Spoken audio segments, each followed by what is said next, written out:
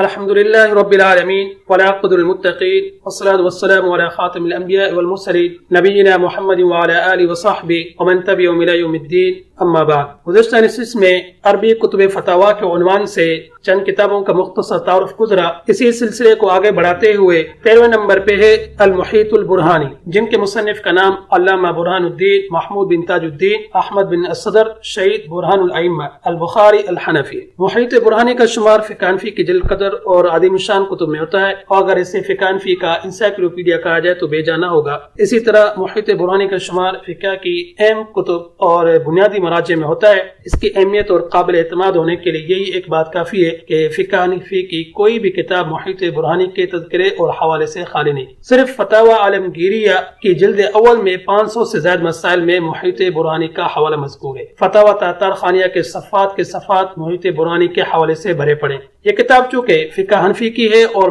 مصنف رحمہ اللہ کا مقصد بھی فقہ حنفی کی کتب فقہ کے مسائل کو یکجا کرنا تھا، لہذا آپ نے اپنی ساری توجہ فقہ حنفی کے اصول و فروع اور ان کے دلائل کے ذکر کرنے پر مرکوز رکھی اور دیگر مذاہب کے اختلافی مسائل ذکر کرنے سے حتی الامکان اجتناب کیا۔ 14 نمبر پہ ہے شرح منظومہ ابن وہبان۔ علامہ عبد الوہاب بن احمد جو کہ ابن وہبان کے نام سے معروف ہے، انہوں نے فقہ حنفی کے نادر اور غریب مسائل کو تقریباً 1000 اشعار میں جمع فرمایا تھا تاکہ انہیں یاد کرنے میں سہولت ہو۔ یہ مسائل موصوف نے 36 فقہی کتابوں سے اخذ کیے اور اس نظم کا نام قید الشرائط و نظم الفرائض رکھا تھا، جس نے بعد میں منظومہ وہبانیہ یا منظومہ ابن وہبان کے نام سے شہرت پائی اور اسے فقہ حنفی کی معتمد علیہ منظومات میں شمار کیا گیا۔